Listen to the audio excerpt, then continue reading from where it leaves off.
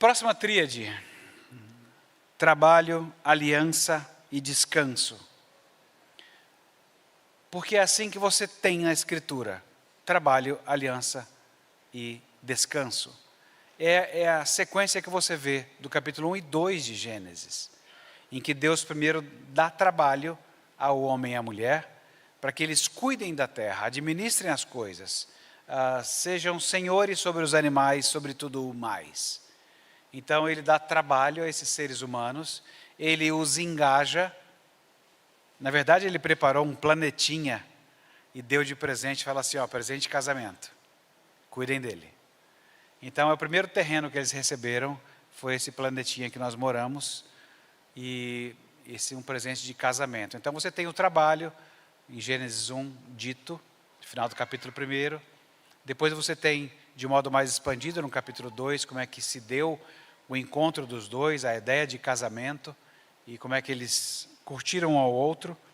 E você tem o começo do capítulo 2, em que você tem, depois de Deus criar coisas novas, ele cessa de criar coisas novas e descansa. Um descanso que não é muito parecido com o descanso que a gente imagina de rede, de fazer nada, dolce far niente. Às vezes a pessoa acha isso, né, que é aquele nadismo. Não é isso, mas ok, a gente vai ver isso daqui a pouco. Então essa tríade, tanto quanto autoridade, poder e presença, tanto quanto identidade, educação e adoração, todas elas estão presentes, fervilhando nas primeiras páginas de Gênesis. Aliás, não sem razão, não é à toa que muita gente combate o livro de Gênesis e combate as primeiras histórias de Gênesis, porque elas dão a razão de como era e como será. Existe uma promessa de futuro e existe como era bom. E quando você retira isso, você tem que inventar um princípio e você tem que inventar um destino. Então, Gênesis é extremamente importante por isso. É ela que te diz como era, que é muito triste você imaginar ou viver. Se eu fosse jovem, que não é mais o caso faz tempo, se eu fosse jovem eu ficaria muito frustrado, porque o que você vai esperar da vida, do mundo? Meus pais só reclamam, as coisas são sempre ruins. Todo mundo reclama de tudo o tempo inteiro. Que esperança e expectativa eu vou ter?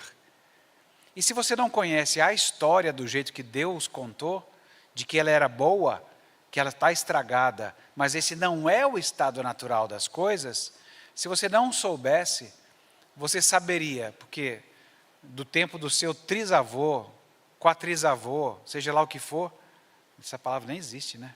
Então, todos nasceram com o mundo quebrado. Ou seja, tudo que as pessoas conhecem depois de Adão e Eva é uma terra quebrada. Isso é muito desanimador, não é? Você nasce, as coisas não funcionam como devem. Você cresce, as coisas não funcionam como devem. Isso é mais ou menos como banheiro de rodoviária. É porco, imundo e fedido. Aí você entra, você não se importa também, se você vai fazer xixi na parede, no vaso, na pia. Tanto faz, parece um grande pinico. Então, parece banheiro de rodoviária, em que você desanima, fala assim, olha, tanto faz. E se você pensa nisso na vida, você olha para a vida e a vê quebrada o tempo inteiro, você fala assim, desanimei. O que eu vou fazer? O que adianta desse mundo? Então, é muito importante que a gente tenha a percepção clara de como a Bíblia, como é que Deus se dá a conhecer, como é que Ele conta a história para nós, porque não era para ser assim. E houve um jeito de ser diferente, e haverá um jeito de ser diferente, no qual Ele mesmo diz. Então, nessa tríade trabalho, casamento e descanso, cada elemento desse existe, e antes de ser sobre nós, é sobre Cristo. Então, é sobre o casamento que revela Cristo e a igreja, é o trabalho que revela Cristo e sua obra, e é o descanso que revela Cristo como nosso descanso eterno. Então, antes de ser sobre nós e para nós, é sempre em Cristo, que inclui isto. é o casamento de Cristo e a igreja, é o trabalho de Cristo, é a sua obra, é Cristo como nosso descanso eterno. É isso que a gente vai ver mais aqui, porque essa tríade ela é muito interessante. Casamento, trabalho e descanso, é isso que tem para você na vida. Fala assim, mas eu não sei, eu nasci e eu não sei o que eu vou fazer na vida. Eu sei. Você vai casar, você vai trabalhar e você vai descansar. E aí isso é aquela profecia que eu disse. Todos vão casar. Teve uns que ficaram mais animados aí, né? Tá. É isso mesmo, todos vão casar. Todos vão trabalhar e todos vão descansar. E se você não fizer uma dessas coisas, se você não descansar, você vai fazer alguém trabalhar demais. Se você não trabalhar, você não vai conseguir sequer descansar. Tudo que você fizer, aliás, as grandes brigas em casamento envolvem essa tríade. Trabalho excessivo, descanso excessivo, mas eu nunca vi gente brigando porque está lutando pelo casamento excessivamente. Já viu isso, não? Eu estou lutando excessivamente pelo casamento. Não, né? Eu evito o casamento trabalhando mais. Eu evito as responsabilidades do casamento descansando mais. É como um marido que eu fui chamado numa casa. Quando você é chamado na casa, já é pepino. Fui chamado numa casa, o senhor tem que falar com o meu marido. Falei, meu Deus, o cara não queria falar comigo. Foi a mulher que disse que eu tenho que falar com o marido dela. Já sabe que vai dar muito errado. A amizade vai ser imensa. A alegria e tudo mais.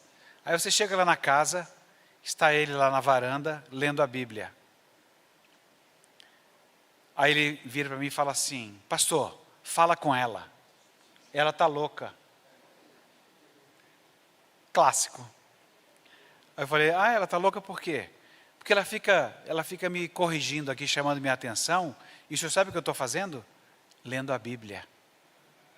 Aí eu quase chorei na hora. Meu Deus, ele está lendo a Bíblia.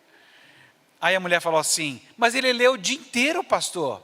Ele perdeu o emprego. Em vez de estar procurando emprego, ele fica lendo a Bíblia o dia inteiro. Ele virou para mim e falou assim, e está errado, pastor? Ele tinha dúvida. Essa é a parte mais séria. Ele tinha dúvida. Eu falei, sim, você está errado. Porque você não tem só isso para fazer na Escritura. Deus falou para você trabalhar todas as esferas. Não só essa do relacionamento com Ele, mas da responsabilidade na sua casa, na sua cidade. Você tem outras responsabilidades. Aliás, uma vez perguntaram também por que a gente não abria a igreja todo dia, como outras igrejas por aí. Falei, que outras você conhece? Se você conhecer Batista, Metodista, isso e aquilo, não abre todo dia. Eles conhecem outras igrejas. Por que vocês não abrem todo dia? Falei, porque a gente tem mais o que fazer. Eu vou ficar indo para a igreja. Aliás, é até fácil. Eu estou com dificuldade no relacionamento, em vez de me relacionar com as dificuldades, eu vou para a igreja. E chego aqui, ó Senhor da glória. Fica lindo, não fica? Aí eu volto para casa e não consigo conversar de novo? Não! Tem algo muito errado nisso. Então, essa tríade, ela é maravilhosa por isso. Ela dá a perspectiva adequada de, gente, é isso que vocês vão encontrar na vida para sempre. Trabalho, aliança, descanso. E se vocês não ficarem atentos a essas coisas, vocês vão se dar muito mal e vai ser muito difícil a vida. Então, eu queria falar primeiro sobre a aliança. Casamento é um dos tipos de aliança que nós desenvolvemos. Acabamos falando mais sobre casamento, mas casamento é um dos tipos de aliança.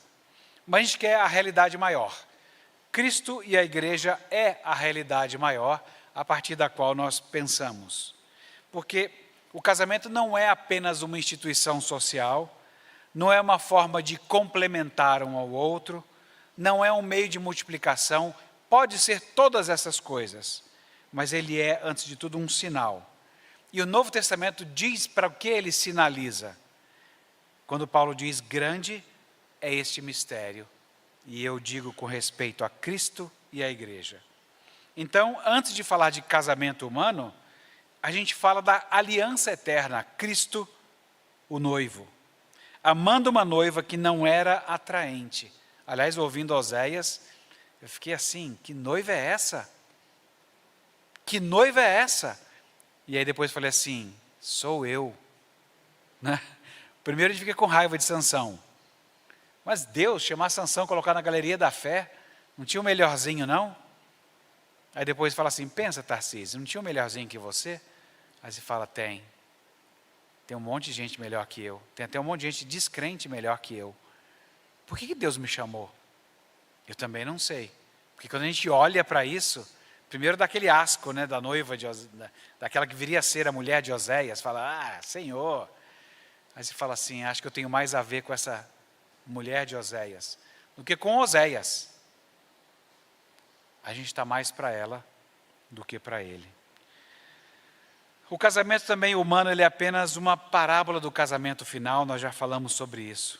E a verdadeira identidade de todo cristão, claro, nós somos feitos à imagem de Deus, mas você pode dizer mais, nós somos a noiva do Cordeiro. É isso que dá mais clareza à nossa identidade. Porque quando o foco é Cristo e a igreja, mesmo quem não se casa, participa, quem não se casa nessa terra, participa da realidade maior. Ninguém em Cristo é solteiro espiritualmente. É por isso, porque tem gente que pensa assim, é muito engraçado, o ser humano, nós somos muito interessantes. Você fala assim, eu estou achando que Deus não fez um plano para mim não. Tem plano de saúde, plano de seguro, tem plano de tudo, mas plano de casamento parece que não tem. Não está rolando.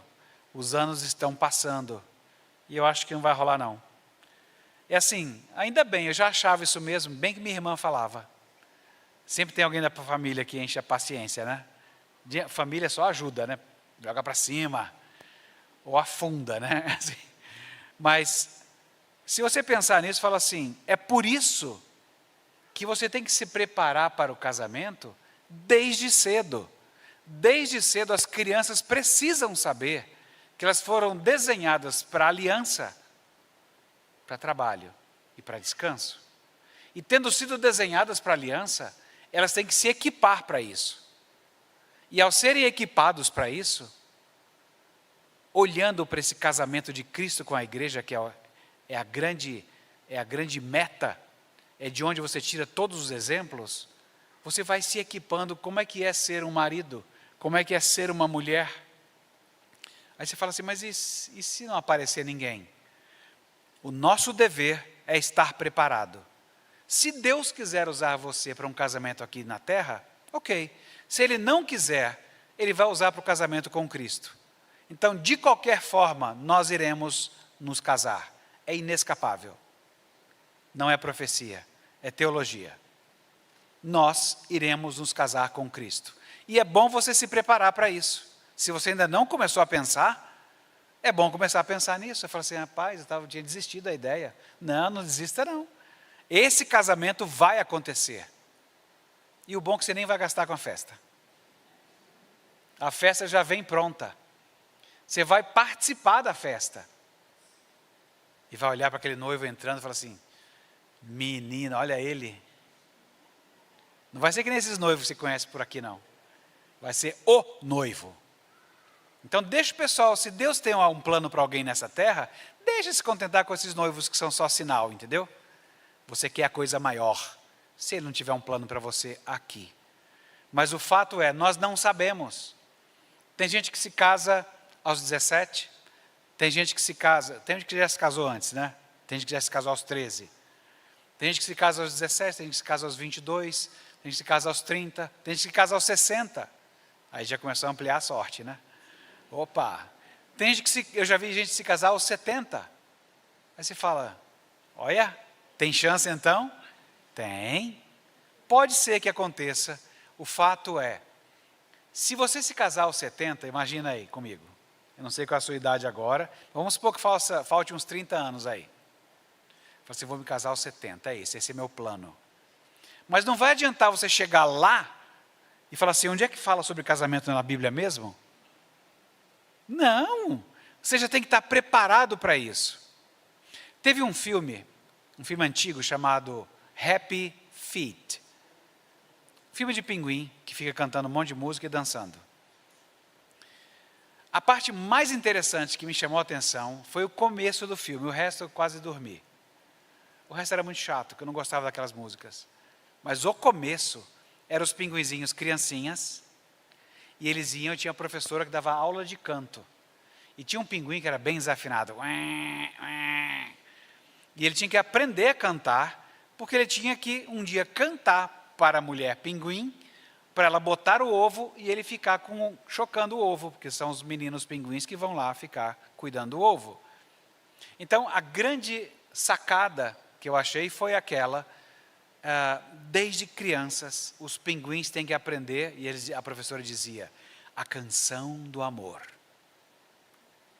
Não adianta você criar crianças que não estão sabendo de nada, e de repente falar assim, ou então começa a ficar numa idade maiorzinha, e falar assim, ó, nem venha com essa história de namoro, hein? Nem venha. Olha a tua idade, nem venha. Tentei fazer um sotaque mais ou menos, entendeu? Até que atlético eu aguento, mas isso eu não aguento. Daí tu vês. Bom, aí você fala assim, bom, você agora, primeiro você não, vamos supor que isso aconteceu, você não disse nada sobre isso, sobre casamento, aí chega numa idade pré-adolescente, adolescente, aí você começa a fazer ameaças. Fala assim, eu não falei nada, agora eu faço ameaças, e eu espero que essa pessoa vai ficar assim com uma expectativa de casamento adequada. Que isso, gente? Você tem que, desde pequeno, o menino, então, olha aquele menino, olha que bênção, a cara dele. É perigoso, ele é perigoso. Eu sei. Então, um menino desse, o que vai acontecer? Nessa idade, ele está testando se ele der um tapa, se vão revidar. Se alguém vai aguentar o tapa, se vai empurrar de volta. Tem todas essas coisas. E quando você explicar, ainda mais se tiver menino e menina, você desde cedo vai falar assim, não é assim que você trata meninas. Não, e olha gente, isso leva décadas. Séculos, séculos não daria, né? Mas leva décadas para você pegar o jeito. Por quê? A inclinação nossa é para o antinatural. A inclinação nossa é o mundo quebrado. Essa é a nossa inclinação. Então leva um tempão e desde cedo tem que aprender que não é assim que trata. E que é desse outro jeito que você faz. Então desde cedo você tem que começar a explicar as coisas da aliança. Porque é para lá que nós estamos indo. Você fala assim, exagerado, pastor? Sério? Eu falei, é isso mesmo. Você vai dar graças a Deus de estar mais tranquilo. Porque as coisas são como o esperado. Nada vai te tomar por surpresa. Por quê? É o esperado. Porque na estrutura que Deus colocou, tem isso. Tem trabalho, tem aliança e tem descanso. E nós somos desenhados para fazer essas coisas. Então você vai investir na questão de identidade, de educação, de adoração. Afinal, lembra quando o povo esteve no deserto? O que aconteceu, dentre outras coisas, naquele lugar apavorante? Instrução de Deus, para eles aprenderem como adorá-lo, antes de entrar na nova terra e se envolver com os negócios da terra. Antes de se envolver com os negócios da terra, o seu primeiro curso é, aprende a adorar a Deus. Porque se você não souber adorar a Deus, você não saberá fazer negócios na terra. Então é por isso que eles tiveram que aprender antes, no deserto, antes de ir para lá. Porque sem saber adorar a Deus, você não sabe nada. Esse, na verdade, a gente fica sempre procurando pós-graduação, não é? Esse é a nossa pré-graduação. Antes de qualquer curso, aprender a adorar a Deus. Se você não fizer isso, vai ser uma tristeza, porque você vai aprender coisas na vida e você fala assim, mas eu vou usar, qual o objetivo? Bom, essa terra horizontal aqui vai te dizer vários objetivos. Mas a sua perspectiva é de adorador. E o que essa perspectiva de adorador te informa sobre o que você pode fazer com aquilo que você aprendeu? Se você não aprendeu a adorar a Deus, você não tem esse aspecto envolvido. Então, Se o nosso foco é Cristo e a igreja, então mesmo quem não se casa participa da realidade maior. Porque ninguém em Cristo é solteiro espiritualmente. A fecundidade principal não é a biológica, mas é aquela fecundidade da família de Deus. É por isso que Jesus disse que, ainda que pai e mãe não queiram saber de você, você entra numa família imensa. Pais e mães. Ele disse isso quando na fase de transição, tua mãe está aí fora, te chamando. Aqui, meu pai, irmão, irmãs, aqui é a minha família. Esse é o grande vínculo, embora a gente ainda viva como curitibano, como recifense, como mineiro, com os fortes vínculos de sangue. Primeiro, eu vou cuidar da minha casa. Depois eu vejo isso aí. Aí se fala, não, tem uma reversão aí. A família de sangue que nós vivemos, ela também é um sinal de algo maior. Porque o que conta mesmo é a família do sangue de Jesus Cristo. Está em Cristo, você ganhou um novo tipo de sangue fluindo nas suas veias. É o sangue de Cristo. E é isso que nos faz ser família. Eu não estou dizendo que você vai abandonar sua família de sangue, de forma alguma. Você vai honrar sua família de sangue. Mas você tem um vínculo muito maior do que o vínculo biológico. Você tem o vínculo da adoção. Deve estar no livro já, né? Você tem o vínculo da adoção. Isso é fruto do Evangelho. O casamento humano, portanto, ele só aponta, mas ele não completa. Somente Jesus Cristo completa, ou seja, o casamento é uma dessas encenações do Evangelho. Então, um dos grandes privilégios que as pessoas possuem quando se casam é saberem que elas estão encenando o Evangelho de um modo vívido. Solteiros também vão encenar de outro jeito, mas os casados vão fazer imitando aquilo que Deus faz conosco como marido. Quanto ao trabalho, Cristo como trabalhador e restaurador da criação. Trabalho não é primeiro, você cultiva o jardim. Mas Jesus disse, meu pai trabalha até agora e eu trabalho também. Ele fala, rapaz, que trabalho é esse? Cristo é quem trabalha por nós antes de trabalhar em nós. E o trabalho de Cristo envolveu a obra da criação, a obra da redenção, a obra da intercessão e a obra da nova criação. É bastante trabalho, não é?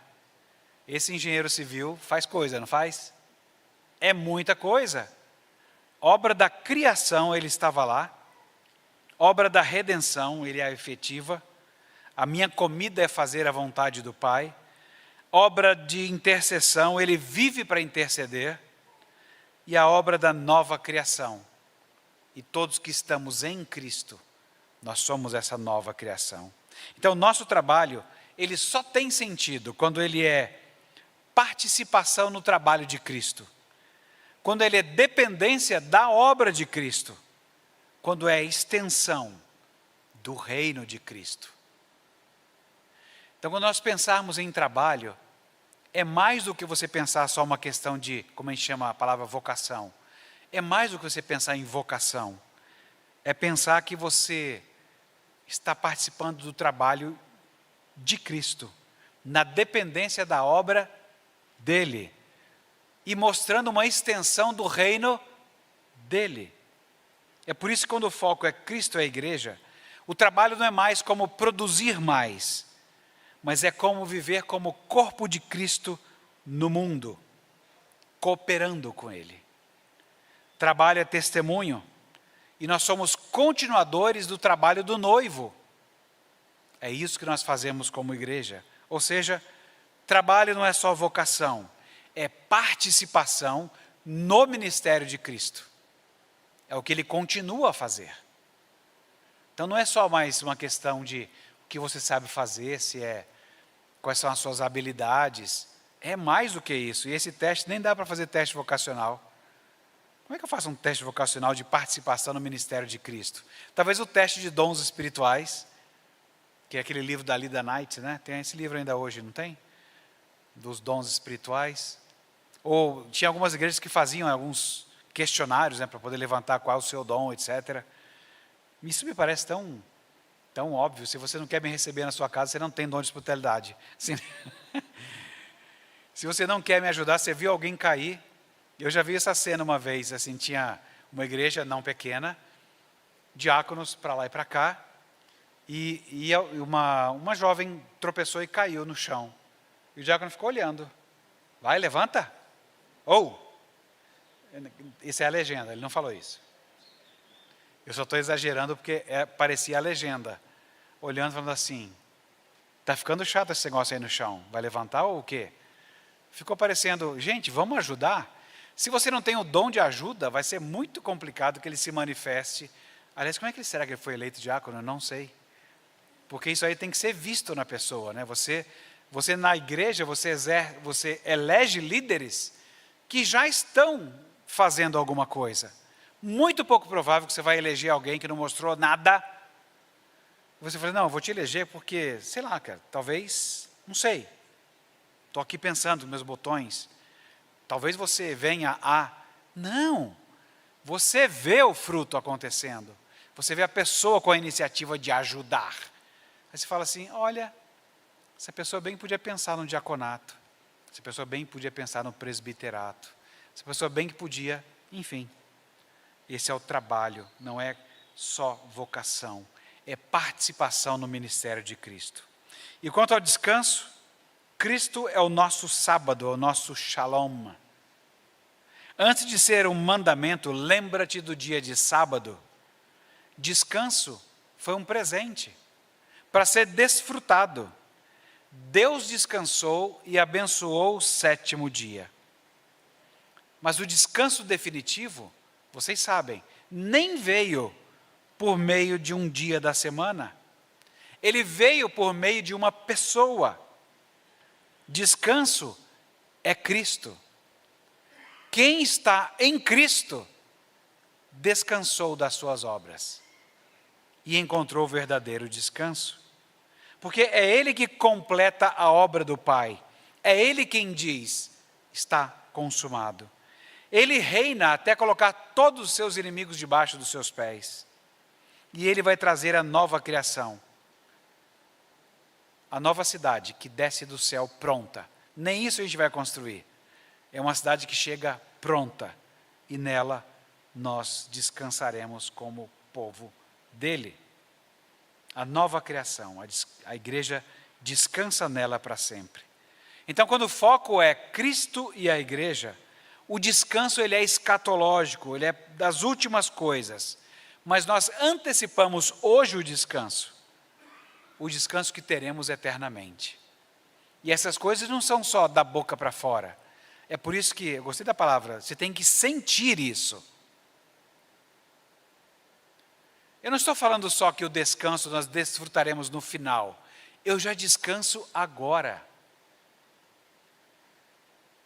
Não deu tempo de fazer todo o trabalho da semana, sejam homens ou mulheres, e você olha e fala assim, não deu tempo de acabar. Vai ficar para outro dia. E descansa. Você fez o melhor que pôde, conheceu suas limitações mais do que convém, ou melhor ainda, se fala assim, eu achei que dava, mas não deu. Mas isso não diz nada sobre quem sou eu, não fala que eu sou preguiçoso, que eu sou irresponsável, que eu sou um idiota estúpido que não sabe fazer cálculos. De fato eu não soube fazer, mas eu aprendi com isso. Eu achei que daria para fazer tudo isso. Nenhuma dessas coisas fala sobre a minha identidade, porque ela está em Cristo, e nele eu descanso. Falo, não deu, faço amanhã. Seu irresponsável. É bem possível que envolva um pouco disso, eu não conheço a sua história. Chancela para você ser um irresponsável. Se tiver que chamar alguém de irresponsável, brigue em casa, ok? Xinga, brigue em casa, diante de Deus, e vai dar certo. Porque se foi questão de responsabilidade, talvez tenha que ouvir umas coisinhas ou duas, para poder, numa próxima vez, ir melhor.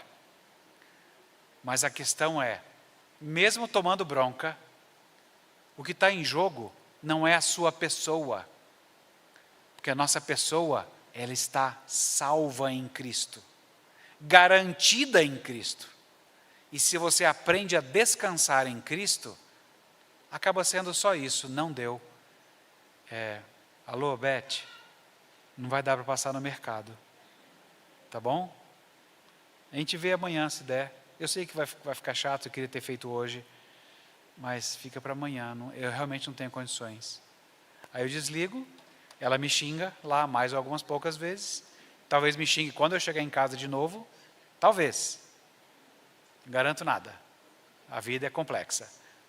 Mas pode ser que não, pode ser também que Deus dê a ela, eu vou orar por isso, falar, Senhor, Espírito Santo de Deus, dá a ela a mesma compreensão que eu estou tendo de descanso. Dá a ela descanso também. E assim, mas vocês sabem, se vocês são pessoas sérias e simplesmente não deu mesmo, sendo pessoas sérias, responsáveis, você vai ser alcançado pelo seu limite. Mas você vai poder descansar e falar assim, não deu. Termino de lavar a roupa amanhã. Não deu hoje. E é só isso. Isso fala que você é uma pessoa má? Ou que, não, isso é fantasma da cabeça da gente que você começa a colocar para dentro e permitir com que entre. Não, não. O descanso, ele é fundamental. Ele é tão bom que Jesus disse assim, vinde a mim e eu darei descanso às vossas almas. Então, é até fácil pensar nisso. Quando você está fazendo um trabalho que está sempre pesado, assim, você está olhando para o lugar errado, você está fazendo, pegou coisa demais. Porque Jesus disse que nós faríamos as coisas na perspectiva do descanso. Na verdade, o descanso é o grande fundamento. E é a partir dele que as outras coisas acontecem, casamento, trabalho. Porque você olha para ele e exerce o seu casamento como se fosse um descanso. Exerce o seu trabalho como se fosse um descanso. Porque quando está muito pesado, ou você pegou coisa demais, ou está fazendo com um viés errado, alguma coisa está esquisita aí e precisa ser conversada. Porque o trabalho que a gente faz para Deus, ele é leve e é suave. Não está? Avalia bem se você não pegou coisa demais, avalia bem se você está até no lugar certo de trabalho. E a oração honesta não é só, você não precisa ficar só reclamando do seu trabalho. Fala assim, Senhor, me ajuda a achar um outro lugar em que eu possa servir melhor a minha casa, ao Senhor, a minha comunidade e as pessoas da cidade nesse trabalho que eu realizo. Faz a oração inteira e isso vai dar muito certo. Descanso para nós é Cristo, porque Ele completa a obra do Pai, porque Ele reina e Ele vai garantir a nova criação. Ou seja, descanso não é só saúde. Você não descansa só para ficar mais saudável. Descanso é adoração. Se você não está sabendo descansar, não é muito difícil você perceber que, se eu não fizer, Deus não está fazendo não. É quase isso que a gente diz. É como a história, não sei se foi do interior aqui do Paraná, se foi do Arapuava, não sei onde foi que eu vi essa história. Mas a história de um missionário que visitou um fazendeiro, vocês devem conhecer essa história. E o fazendeiro mostrando a fazenda, bem bonita a fazenda, para o missionário. E o missionário só com aquela frase de crente. Ó, que bênção que Deus tem feito aqui, olha o que Deus tem feito aqui. E o fazendeiro ficando bravo. Olha o que Deus tem feito aqui, Deus tem feito, olha que coisa maravilhosa Deus fez aqui. Até a hora que o fazendeiro virou e falou assim, ô senhor missionário, o senhor precisa ver essa terra aqui quando estava sem a minha pessoa, entendeu? Sem a minha pessoa, só na mão de Deus, isso aqui estava um mato, entendeu? Só na mão de Deus isso aqui era um mato. E eu organizei esse negócio todo aqui, entendeu? É isso mesmo, nós trabalhamos e todo crente sabe que você trabalhou, você capinou, você arrumou, e ao final o crente fala assim, graças a Deus, né? Olha que obra maravilhosa que Deus fez. Você sabe que você fez, mas você sabe quem te deu habilitação e capacidade para fazer. Caso contrário, você não faria. Você não respiraria 1 mililitro de oxigênio. É por isso. Descanso não é saúde, é adoração. É por isso que essa integração cristocêntrica, ela fica bem clarinha, não é? Casamento, Cristo nos ama, nos escolhe, nos limpa e nos une a si. O trabalho, Cristo trabalha por nós, em nós e através de nós. E no descanso, Cristo nos guarda e nos conduz ao descanso eterno. Eu uma vez falei uma coisa na igreja lá, eles não gostaram muito não, especialmente os jovens. Que eu falei que Deus no descanso, Ele está trabalhando. É que antes, você pode ver em Gênesis, 1º capítulo, o que Deus faz? Ele faz separação entre as coisas, Ele atribui funções às coisas e Ele organiza. Quando Ele cessa de criar coisas novas, Ele vai manter o mundo que Ele criou. Porque essas coisas não existem se movimentando elétrons para lá e para cá, por conta deles mesmos. Deus continua fazendo essas coisas existirem e trabalharem. E aí eu falei, como aplicação prática, os jovens sabem que quando ganham um guarda-roupa com gavetas, é maravilhoso, não é? Porque com gavetas você pode fazer distinção. Aqui vão cuecas, aqui vão meias, aqui vão camisetas. Coisas penduradas ficam penduradas. Coisas dobráveis ficam aqui.